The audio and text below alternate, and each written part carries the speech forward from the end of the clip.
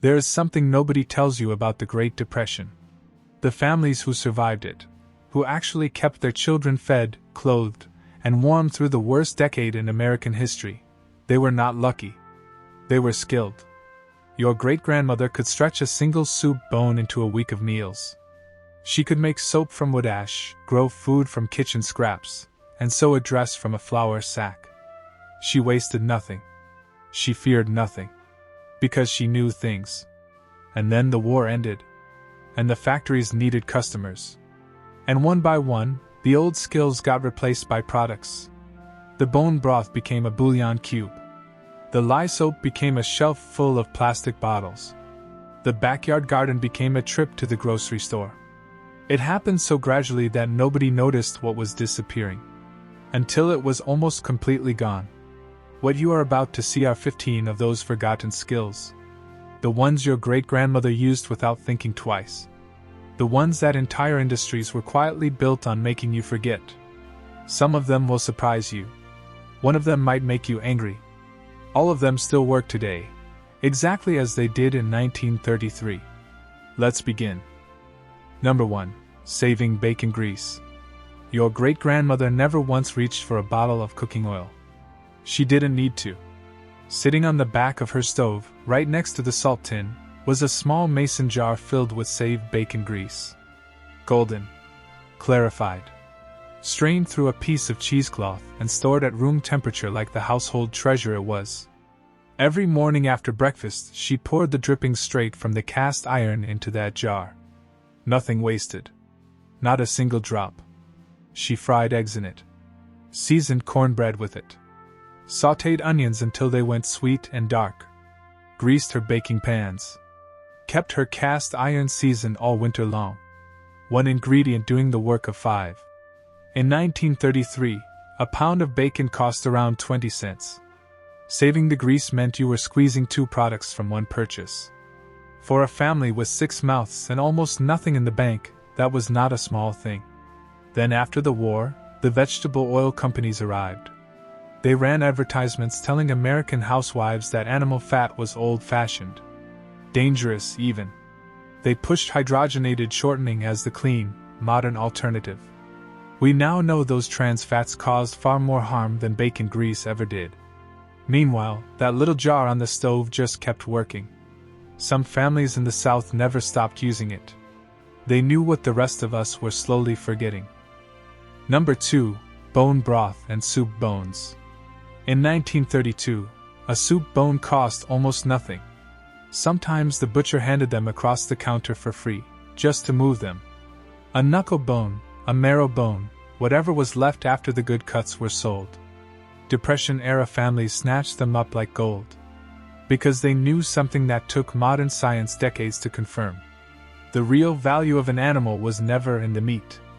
It was in the bones. Your great-grandmother would drop that bone into a heavy pot, cover it with cold water, add whatever vegetable scraps were sitting on the counter, a celery top, a wilted onion, a few carrot peels, and let it simmer. Low heat. All day long. Sometimes into the next morning. What came off those bones was extraordinary. A rich, golden broth, thick with collagen, minerals, and natural gelatin. It coated the back of a spoon. It made the whole house smell like something good was happening. She used it for everything. Soup base. Cooking liquid for beans and rice. Gravy. She even gave it to sick children straight from the ladle. One bone fed a family for a week. Today, that same broth sits in an $8 carton at the health food store. Influencers drink it from ceramic mugs and call it a wellness discovery. Your great-grandmother was ahead of every single one of them. By about 90 years. Number 3. Home gardening and growing your own food. In the spring of 1934, a 10-cent seed packet was not a hobby. It was a lifeline. Families across America were turning every patch of available dirt into food. Backyard plots. Vacant lots. Window boxes on city apartment sills.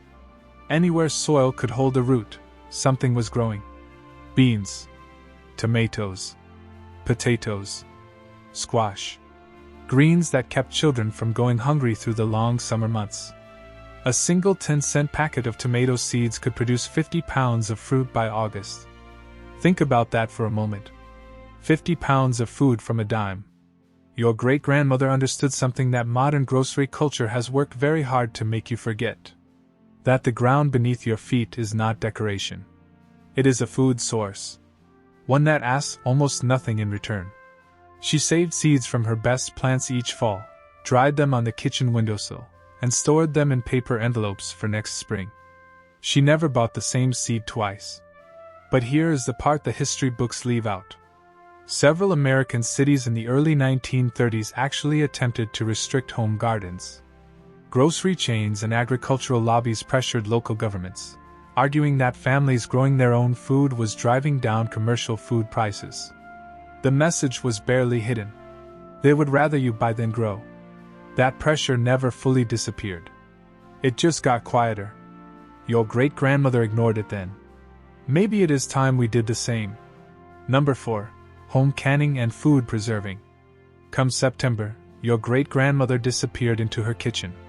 And she did not come out for weeks. The stove ran from sunrise to past dark. The windows fogged with steam. The whole house smelled of hot glass, boiling vinegar, and ripe tomatoes splitting open in the heat. And row by row, shelf by shelf, a wall of mason jars filled up in the root cellar. Tomatoes, green beans, peaches, corn, pickles, relishes, jams, even meat sealed under pressure and stored for the coldest months.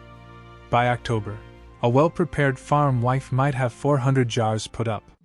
Some had 500. That wall of jars was not decoration. It was the difference between eating in February and not eating. A mason jar cost 25 cents and lasted for decades. Rubber seals ran a nickel for a dozen. The seeds that filled those jars cost almost nothing. The investment was small. The return was everything. Families that can survive the Depression. Families that depended entirely on stores often did not. When prices spiked and shelves emptied, there was nothing to fall back on. Then the war ended and the messaging shifted almost overnight.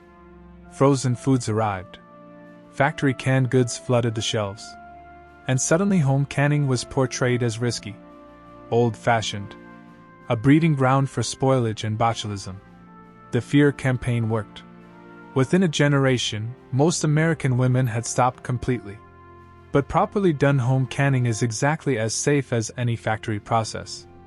And what comes out of your grandmother's mason jar tastes like something alive. What comes out of a tin can taste like a factory. She knew the difference. Number 5. Dandelion greens and foraging wild food. Before the lawn care industry declared war on them, dandelions were groceries.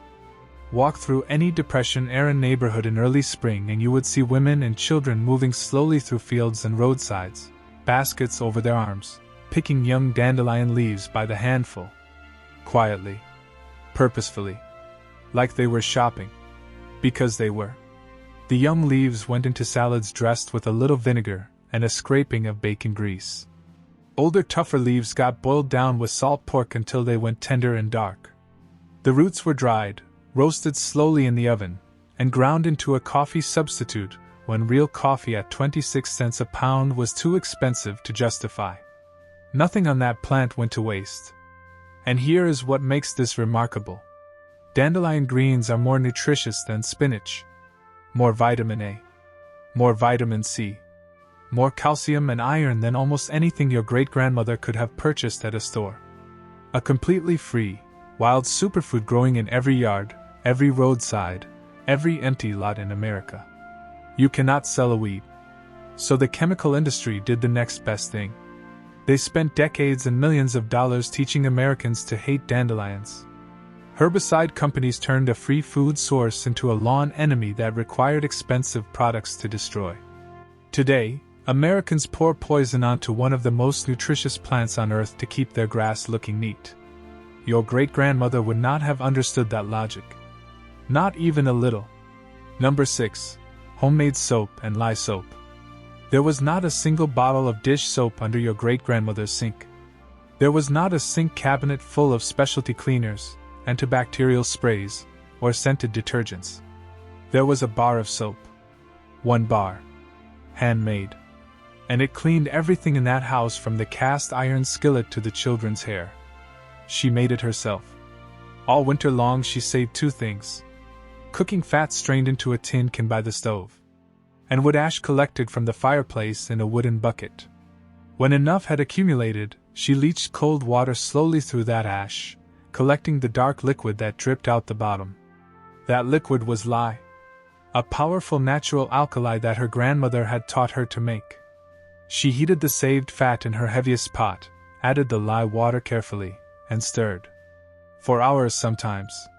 The mixture thickened slowly, like pudding coming together. She poured it into wooden molds lined with cloth and left it to cure for several weeks in the cool of the cellar. What came out was hard, honest soap. The chemistry behind it is called saponification. Fat plus alkali equals soap plus glycerin. It is the exact same reaction commercial soap manufacturers use in their factories today. Except the factories strip the glycerin out and sell it separately to cosmetics companies at a premium. Your great-grandmother's soap kept the glycerin in, which is why it left skin softer than anything you will find at the drugstore. After the war, Procter & Gamble and companies like them spent fortunes convincing America that homemade soap was primitive and unsanitary, that you needed a different product for every surface in your home.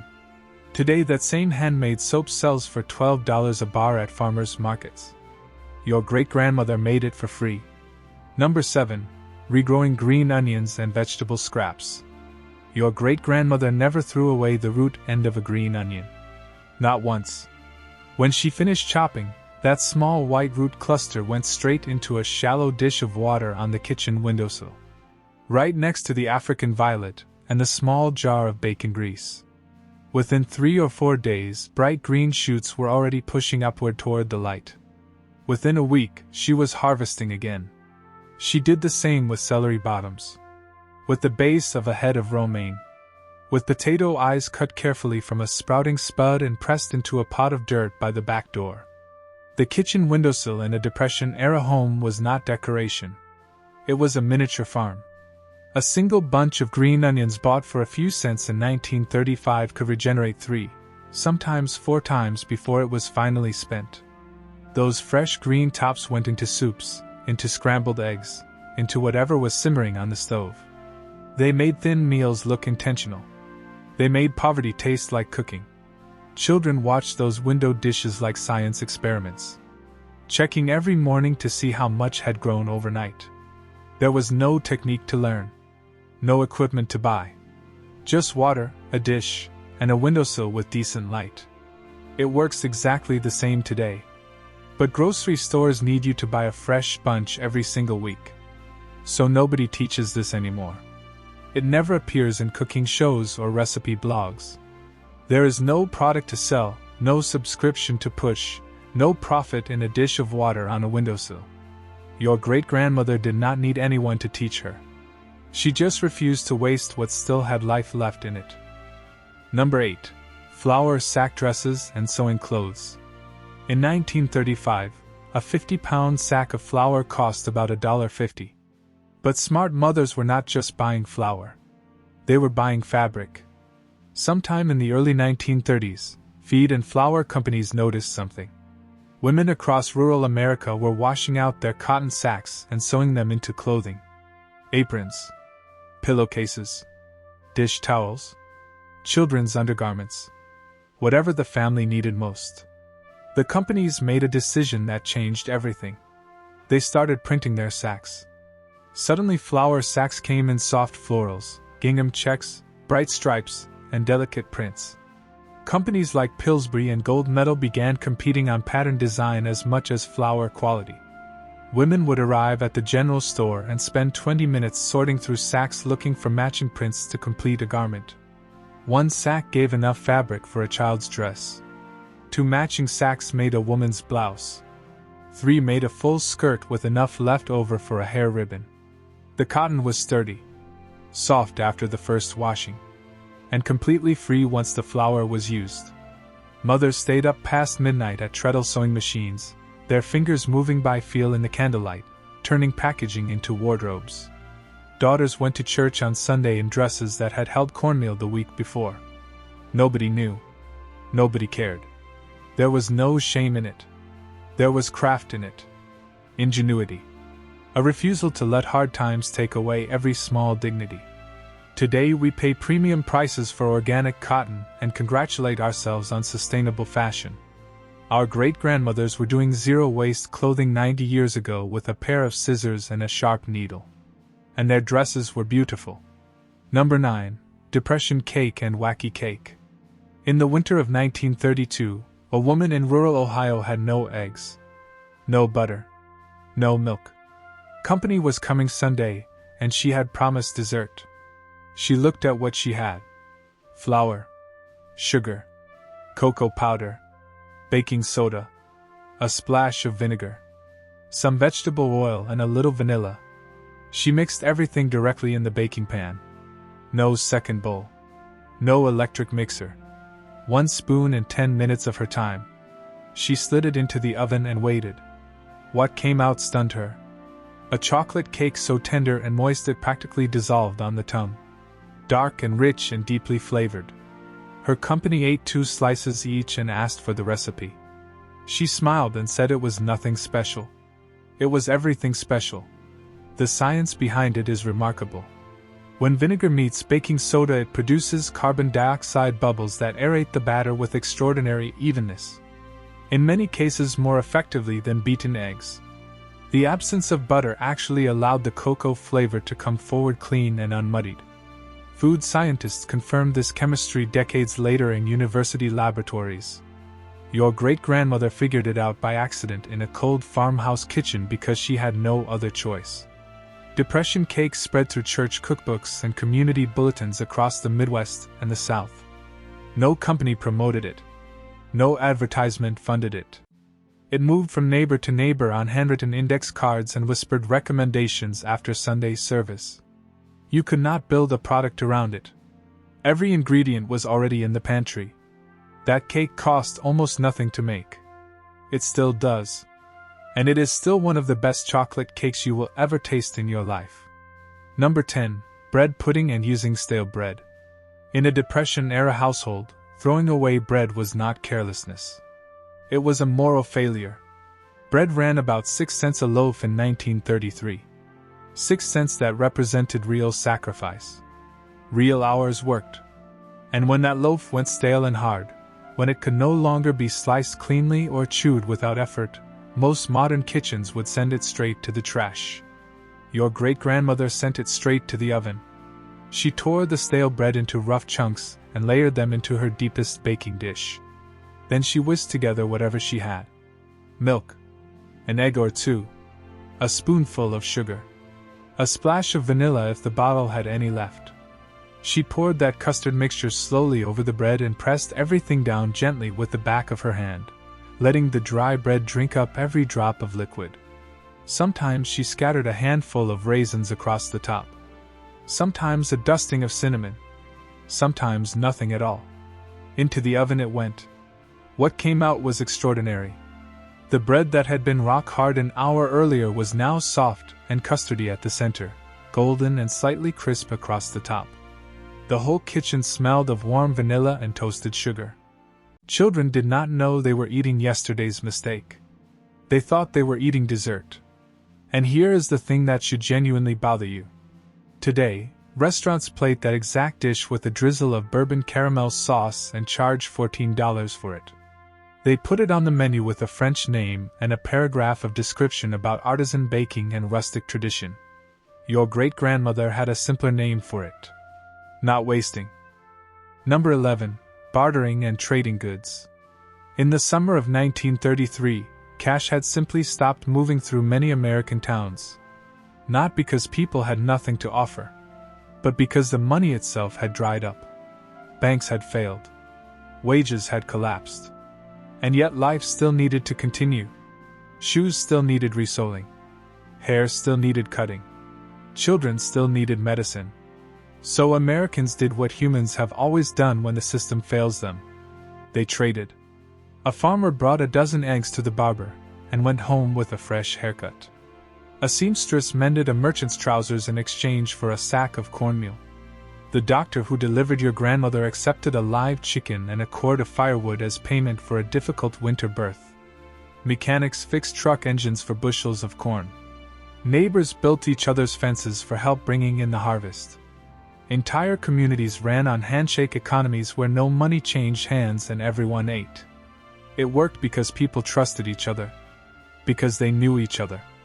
Because when you live close enough to see your neighbor's lights go out, you understand that their survival and yours are not separate questions. But here is what the history books leave quietly in the margins. By the late 1930s, federal officials had begun pressuring these barter networks, arguing that traded goods represented taxable income, that handshake economies were undermining the formal financial system. Communities that had built something functional and human outside the reach of banks and corporations were told to stop. The message then was identical to the message now. You are allowed to struggle. You are not allowed to solve it without us. Your great-grandparents solved it anyway. Number 12. Community self-reliance and neighbor support. There is something that gets lost when we talk about the Great Depression. We talk about the poverty, the dust, the breadlines and the broken banks. We talk about what people lost. We rarely talk about what they built. In towns across Depression-era America, something remarkable was quietly happening. Neighbors who had nothing were somehow keeping each other alive. Not through government programs. Not through corporate charity. Through each other. Women's clubs organized clothing exchanges where children's outgrown coats and shoes were passed to the next family in line before the season turned cold. Churches ran soup kitchens funded not by wealthy donors but by families who contributed a few cents and whatever they could spare from their own tables. Men formed informal work crews, showing up unannounced to help a neighbor repair a roof or bring in a harvest before the rain came. Farmers opened their fields after harvest and let hungry families glean whatever the machines had missed. Entire rows of vegetables left deliberately unpicked for the people who needed them most. Nobody organized this from above. Nobody issued a directive or created a program with a name and a logo. It simply happened. Because people understood something that modern life has worked very hard to make us forget. That we are not meant to do this alone.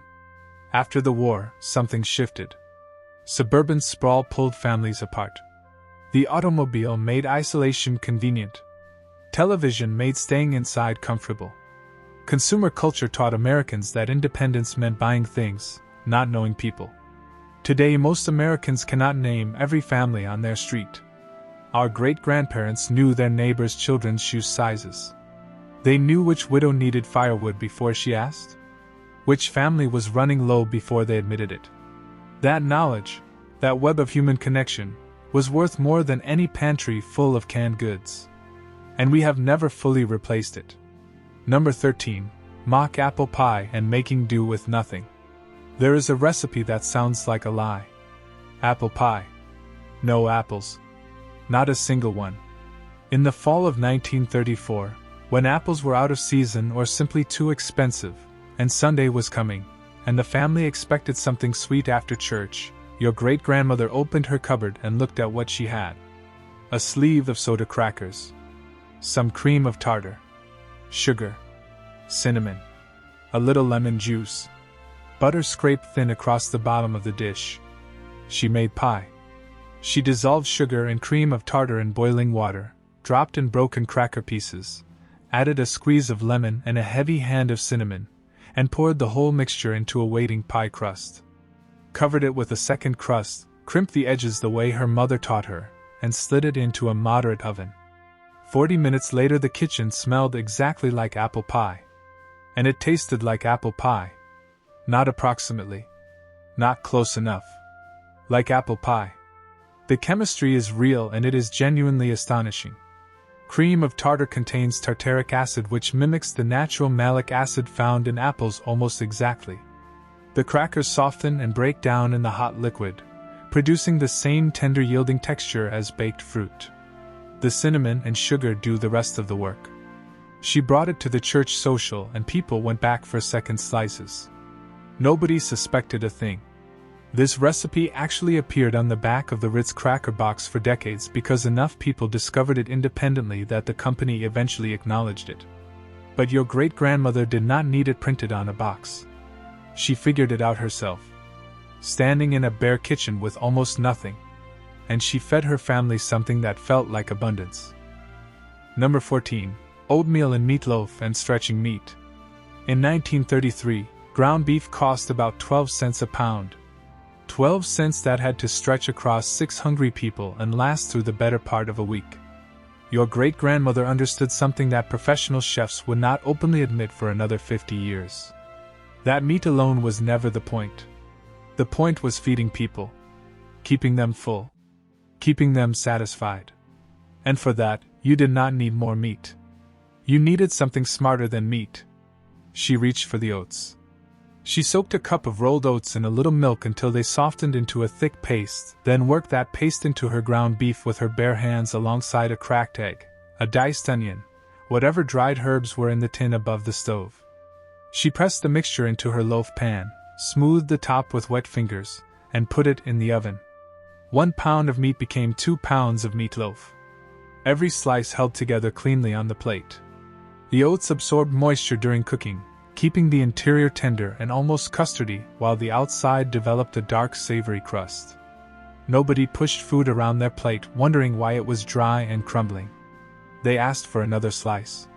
The same trick worked in meatballs pressed between her palms on a floured board, in hamburger patties fried in that cast iron skillet with the bacon grease already warming.